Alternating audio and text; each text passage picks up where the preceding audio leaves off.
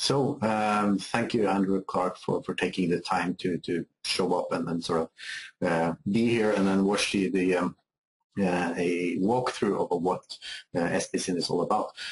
Basically, what I wanted to do is just show you how it works, and then for you, because you do have some insight into how SharePoint works. Basically, if you have any questions or something like that, it may make more sense to listen to that. Everything okay? Thanks for the invite. Perfect, no problem.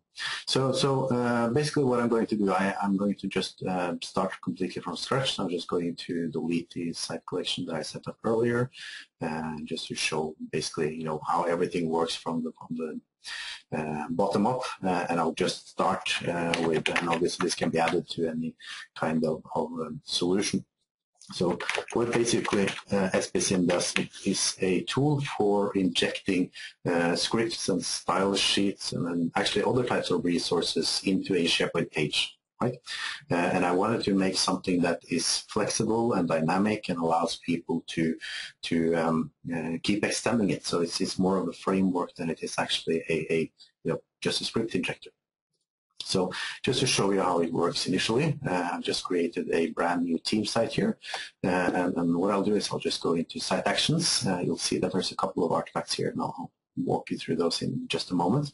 But notably, there's a feature here that's basically called SPSYN Setup. Just activating this feature basically makes sure everything is up and running. So obviously behind the scenes, there's a feature receiver that activates a set of other features and then sort of creates lists and then ties into content types and stuff like that. So what you'll end up with is there's actually everything, all the magic that goes on here is handled through a delegate control, right? So that delegate control will go through a list of resources and will load some assemblies and stuff like that. I'll show you that in a moment. But essentially that delegate control works with a resource list, right? That resource list is basically where you add whatever you want to add to any of the pages. So there's two ways to add resources here. One of them is to go into one of the pre-built configuration packages. You'll see that there's actually 3 here now. There's 2 of them that come out of the box, which are jQuery and SP services, and there's also the latest jQuery, which is essentially just a CDN download. So just activate the top one here to see what that does. You'll now go into the resource list here. You'll see, oops, there's something I didn't do here, so let me try that again.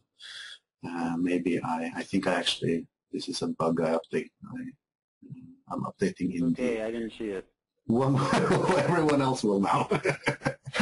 So I'll be the laughing stock again, right? So yeah, and I there don't know. It is, it's there now. Yeah, it's actually a bug in the package, and this is actually why I also wanted to update the Codeplex one. By the way, SPSYN is completely free and it's online, open source and everything on Codeplex. But and essentially, there's a bug in the 1.0 version which actually doesn't have any content in that sort of equal to jQuery thing. So I fixed that. But in any case, here's what's happening, and what you'll see here now is that there are 2 references here. First, there's the jQuery one, which is essentially just pointing to a CDN, right, which will load it, and then there's another one for SP services, which does more or less exactly the same. Now you'll notice, by the way, a couple of things. This is something I'm updating in 1.1. There's a new column here called evaluation order. This is actually because I have no idea how JavaScript and stuff like that really works, right? So essentially what I did was I just added everything, but I realized after I spoke with Mark Anderson that you actually need to put stuff in the correct order. So I've added that to the list, but I haven't updated the package yet. But in any case, that's sort of beyond the point, besides the point.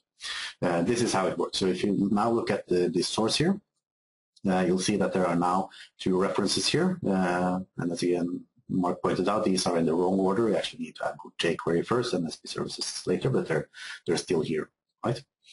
So this is how it works. And you can basically add any type of script here if you want that. There are 2 sort of out-of-the-box resource types. I call these resource types. They're actually content types, and I'll show you how that works also. So there's scripts, which is basically just, add something new. You want to add something, then fine, just type in title. Let's do that jQuery thing. And we'll add that to http code.jquery.com/jquery.main.js. right? There's also an option here to do URL filtering, right? So it'll basically say, I just want this to be on the home page, and it'll only be on the home page. And there's the evaluation order. As I said, I'm in the middle of doing the 1.1 version now, so I've added this. It's not actually honored in any way, but it's at least added. If I save this now, you'll notice that even though we add this to the page, the jQuery from code.jquery.com isn't here. If we go now to our home page like that, you'll see that now it should be here, right? So this is the and here it is. So this is basically how SPSIGNAL works. It's as simple as that.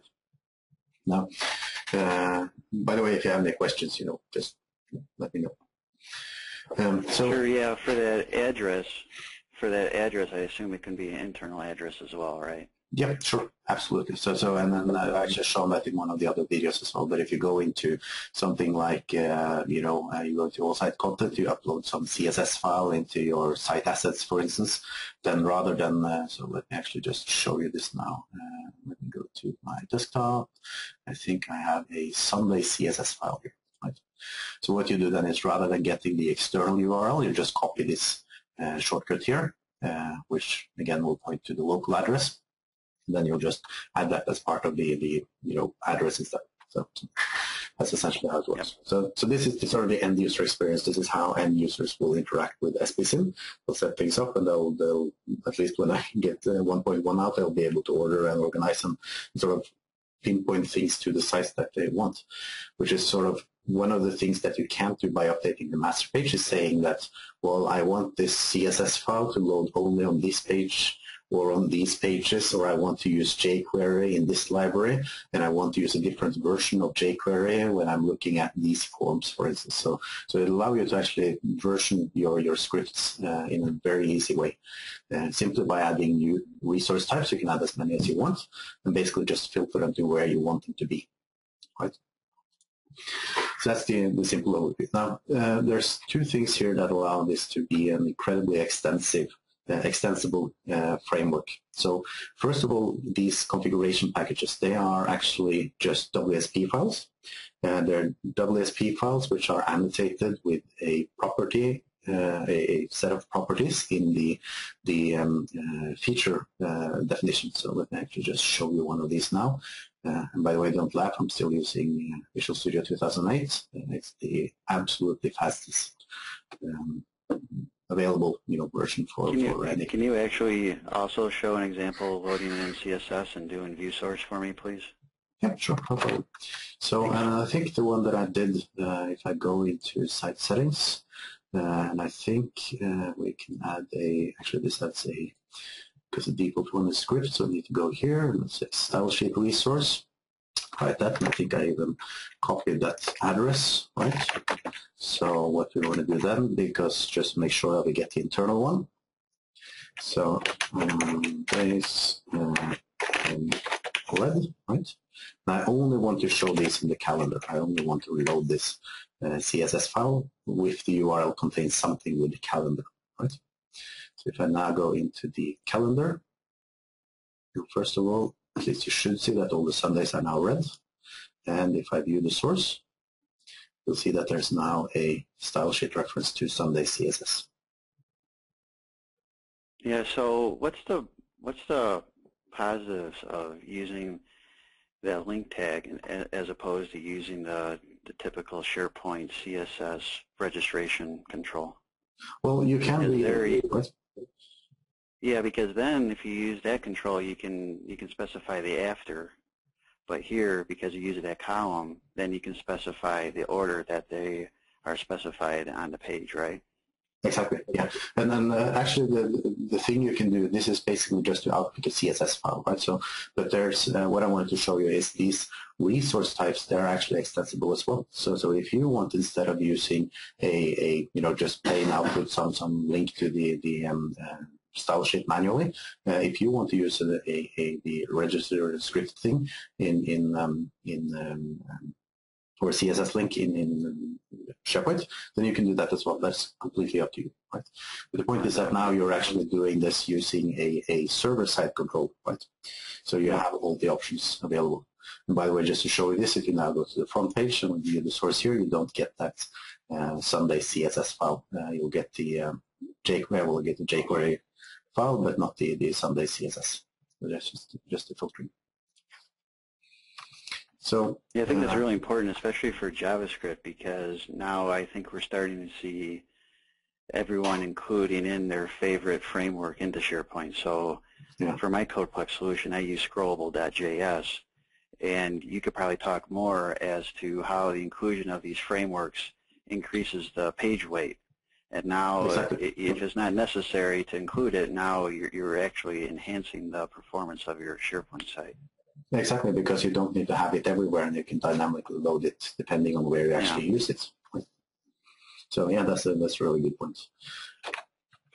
Okay, so let me actually show you one of these configuration packages. These are dirt simple, and they're sort of designed for middle tier users. And this is the sample config package that I'm using right now. It's actually an updated version of that SP services one, right? So here you'll see that we actually have included the evaluation order column, and this is basically everything there is. There's no additional stuff here. The only thing I've done magical is that in the feature file, as I said, I've decorated this feature XML file with some custom properties, which basically is the title of the config package, which in this case is SP services, and then there's the description, right? So if you now go, and I've deployed this, I think I saw it earlier. But if you go into the site settings now, and we'll look at the configuration packages, you'll see that this package is actually here. And it's sort of intended for middle tier developers or script editors who need to deploy some set of configuration files or load some specific files or anything like that. And they can actually then create a WSP package and deploy that, or just the features themselves, and deploy that as part of their solution, rather than having to manually recreate all the changes in all the different versions of their deployment. So that allowed them to actually much easier recreate from testing to staging into production the configuration settings that they need to have. And I'll just show you, as I said, briefly how this works. In this case, as I said, this is a simple package that adds actually more or less the same two columns we already added, with the exception that they now include the evaluation order. If I just add this SP services sample package here, you'll see that these now are actually duplicated, which is actually a problem that people need to be aware that you now actually have two versions of the same file included. You can see, by the way, that these now have this evaluation order set for them.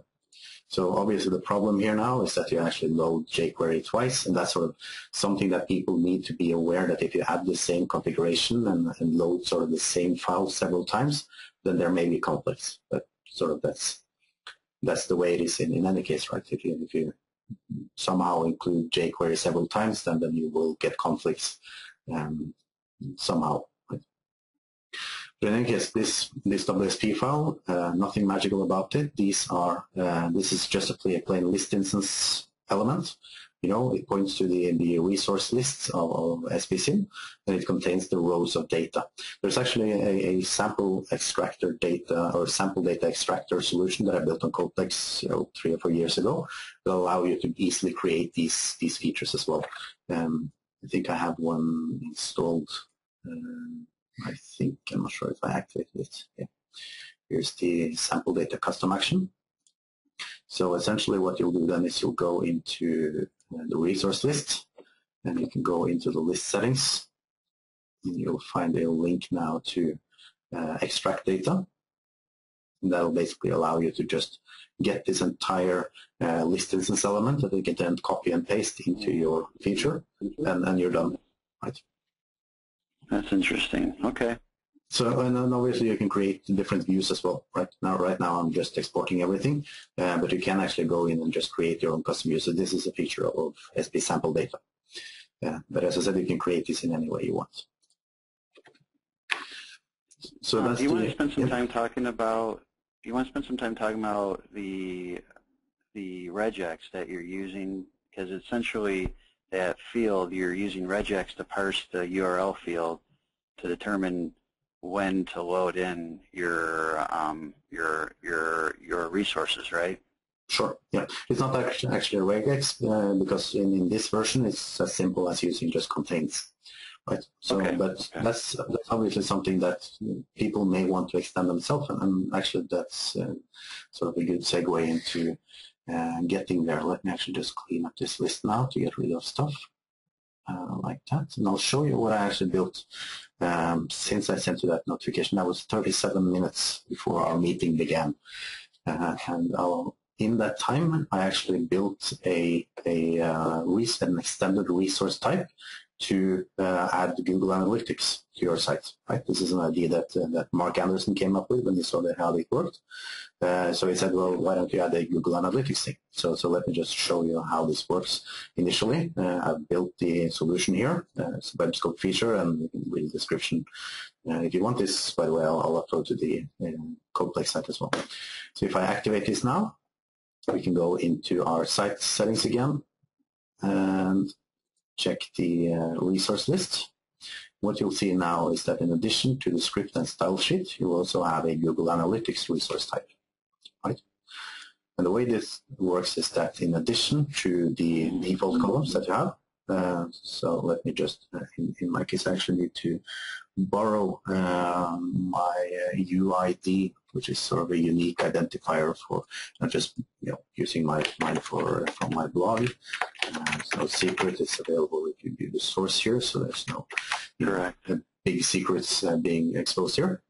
But essentially, this is all I need to add Google Analytics to my site, and I'll save this.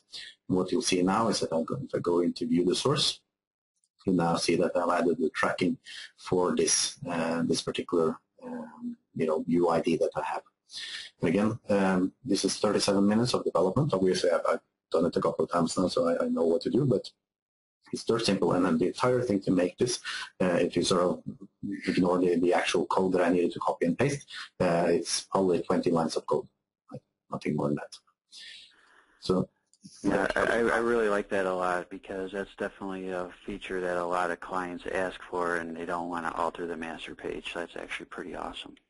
Exactly. And not just that, but because it's a custom resource type and you are running server-side code, you can add any kind of other. I actually found this page on Google Analytics, which is essentially just a massive list of what you can do with that sort of tracking thing. And there's a ton of things you can do. If you're doing e-commerce, they have ways of sort of setting up tracking of the individual steps and the value of the products and shipping information, everything you can do and add into that code.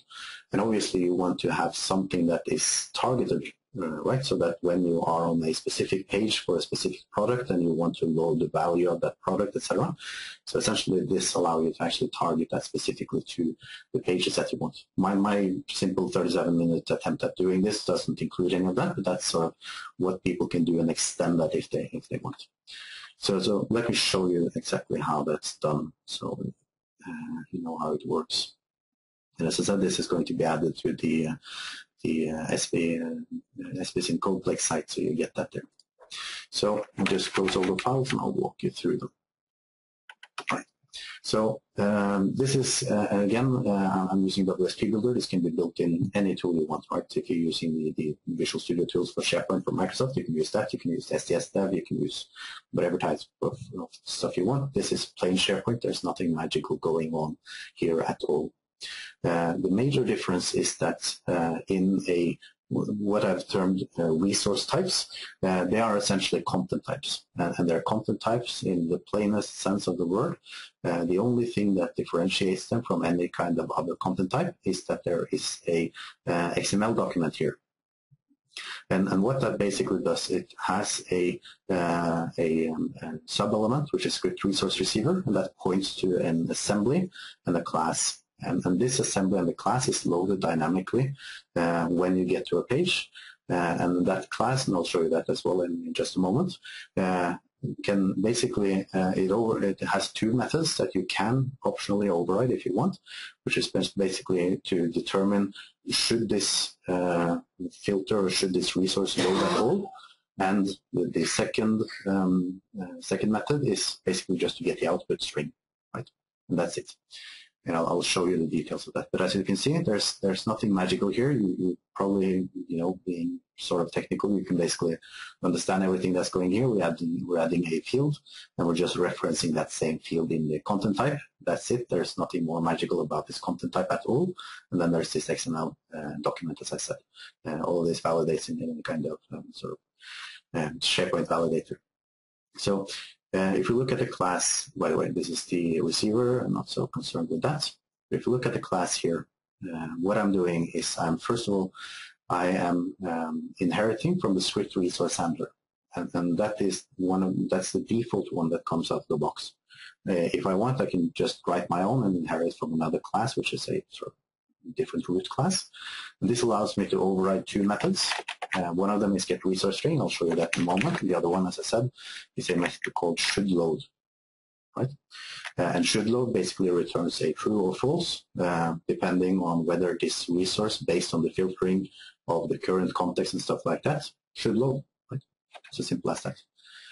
So both of these methods get a context object, and in that context object there's actually three context pieces of information that you need. There's the SP context, which is basically, what's the current SharePoint context for this particular request. There's an HTTP context, which contains what you need to learn, right, or what you wanted to know about the current URL and stuff like that. And there's also the current item that's being loaded, right? So in our case, that item will be this field here, which contains this UID, right?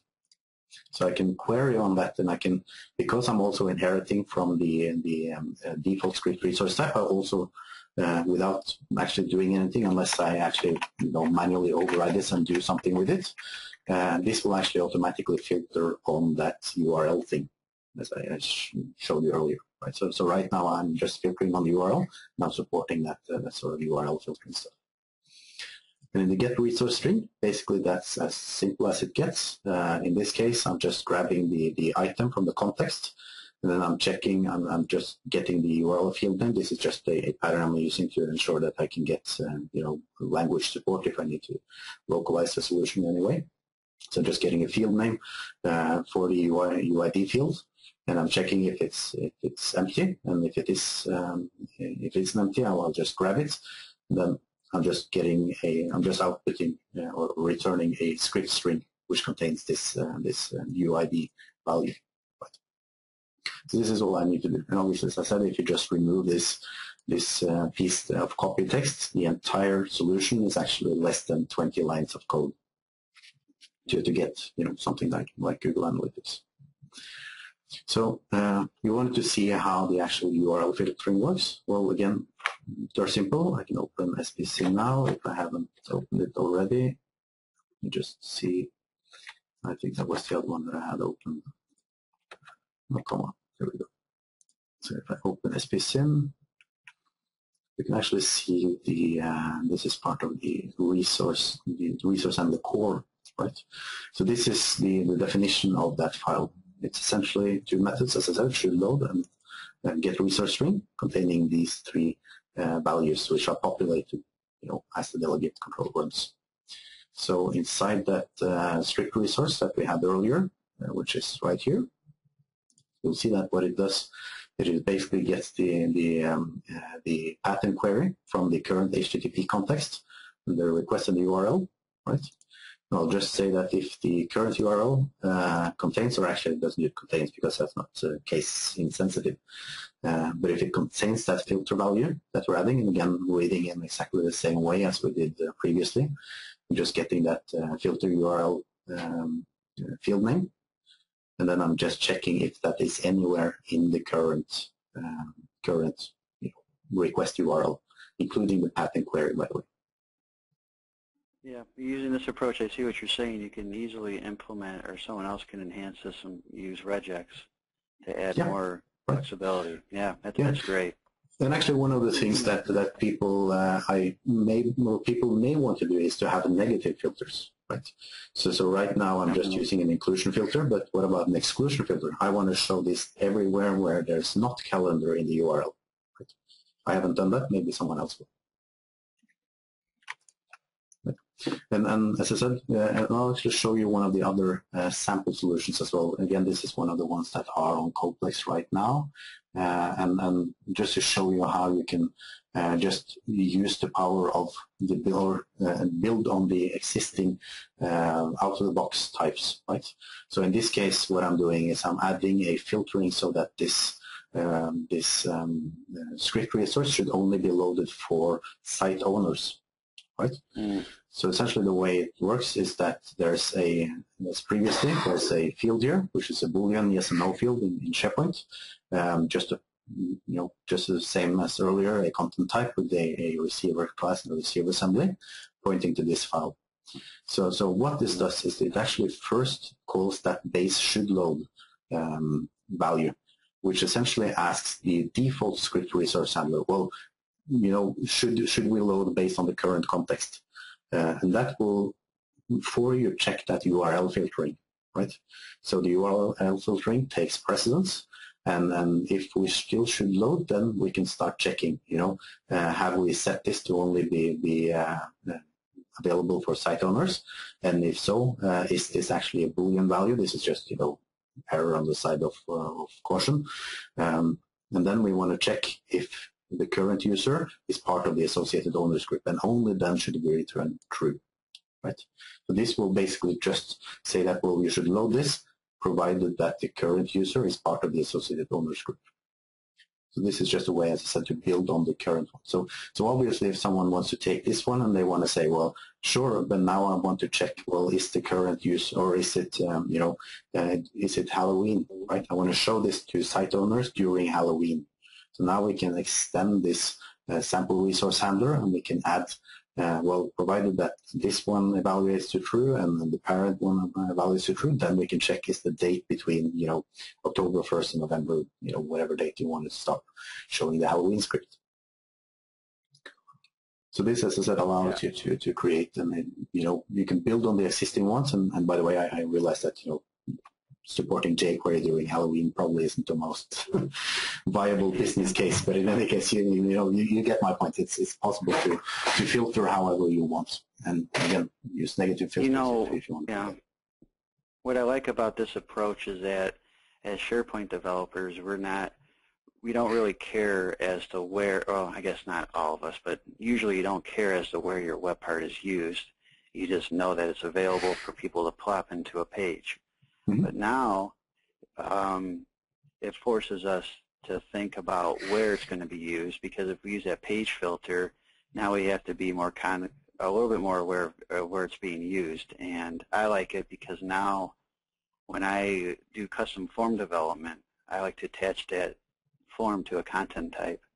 And if I use a special term in the word of the page, then I can communicate that and have it show up in the list. So now that I know that only my forms are being, now that my forms are going to use that special CSS that usually would be hidden, because I would deploy that artifact with my content type deployment. So, and then that to be actually used in the master page as well. So this actually cleans up that process immensely. It does, yeah. And obviously, as I said, because these are just, plain WSP files, you can add additional content. If you wanted to have, images or something like that as part of your deployment, you can actually put that as in the WSP file as well. And you can even, and this is actually what I've done in the Google Analytics one, I wanted to make that a bit more complete than the sample one. There's actually here a setup solution as well, so that when someone is activating this resource type, I'm actually hooking up the entire content type and putting it in the list. And I want to, we can do all sorts of things here, provide new types of well, whatever, anything you can do in the WSP file, you can also do here. There's nothing actually to clarify. Yeah, to clarify, what I was doing in my custom form is because I wasn't for sure if the master page was going to be deployed with the form. I was actually using CSS, and I hate inline CSS, so I like this approach better. I agree. Yeah. Yeah, and then as I said, there's you can do it, whatever way you like.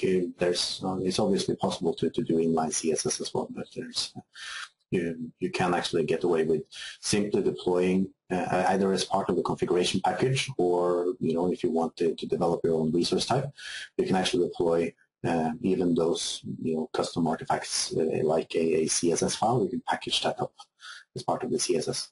You can do that as part of your forms deployment. So when you are deploying your regular content types and you're deploying your info path forms and you're doing all of the stuff that you want, well, you can also deploy your specific configuration.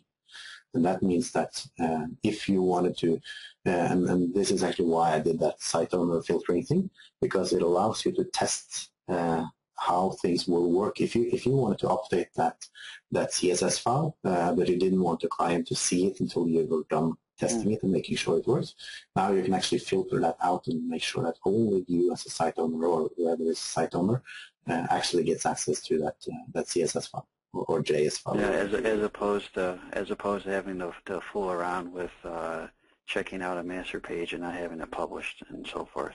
Exactly. Yeah. And there's no need to use SharePoint Designer for this anymore, because now you can basically do it in SPSim instead. And that's another reason why I like it, because I guess I'm one of the minority in the holy war against SharePoint Designer. Is I don't like it when I don't like the hacks I see to include in JavaScript or to include in CSS, and I like this approach a lot. It bypasses that. And maybe that's the future with it going forward. Yeah, I hope so, definitely. And as I said, this is sort of the intent here is basically just to show you the capabilities here. Obviously, you can build whatever you want in this one. One thing that actually someone else mentioned to me that it may be used for is to add SEO capabilities, right? Because there's nothing here saying that the only thing you can output are script tags. You can output meta tags with the keywords and the custom titles and stuff like that. There's nothing preventing you from doing anything like that. Yeah, I wonder if you could also use this approach to also fiddle around with how search is optimized. So maybe if you want to promote a page that's a little bit further down the path and insert metadata in there, and that page would be promoted when you look at the search result set. Maybe that there's something there as well. Yeah, exactly. I actually don't know enough about how that search promotion is working, at least not in 2010 and 13, but at least there's, if it's possible to add it to the page and then get sort of the page to search it, then yeah, it would work. I'm not sure if they actually search in the page content, though. Yeah, I know that they look at, not just SharePoint, but like Google Analytics. I know that the title tag means a lot, so I wonder if there's ways that you can fiddle with that. That's interesting. Yeah, definitely. So you can set custom titles. That's actually some of the improvements that's coming in SharePoint 2013. Is but it assumes that you have the publishing framework installed, and personally I hate that because it adds a lot of overhead, and it's also only available for server users. But basically, what it does is it allows you to add some additional SEO information, like the description and keywords isn't actually used anymore, but you can add the description, and you can use custom titles and stuff like that, which are insanely important in SEO, both from, not just for the search engine to find you, but also for people to actually click it. If you just get, the default start of a page, and then people are most likely just, they're more likely to click on a link that is actually describing exactly what the page is about, rather than just having an excerpt of the first 160 characters on the page. Mm-hmm, mm-hmm. Well, I tell you what, I really like the demo. I really appreciate you walking me through it. I was sold on it when I briefly looked at it before, and now that I look at it in depth, I'm definitely sold on it, and definitely would like to actually use this in some of my other projects. Yeah, I'm actually deploying this for, and obviously this is a relative time thing. Right now it's October 5th, but essentially I'm actually right now this weekend deploying this to the first live production client of mine. So we'll see if it stands up to the rigors of actual production use then. Yeah. Perfect. All right. Well, I tell you what, I've got to run. Sure. I hate to cut this short, but No. when you get a chance, we'll be here for 40 minutes. Yeah. Definitely would like to stay in touch with you on this, and definitely would like to if there's anything else I can help you out with it, Sure. Just let me know. I'll drop you a note. All right. Thanks for sticking around, Andrew. Thank you so much. By the way, do you say Andrew or Andy? You know what? I don't care if it's Andrew or AC or Drew. I don't like Andy. You don't like Andy? Okay. In that case, no, I do not. Yeah. Yeah. Okay. Wonderful. So Thanks I'm for very sticking glad around, you Andrew. asked. All right. Thank you so much. All right. Bye for now. Bye-bye.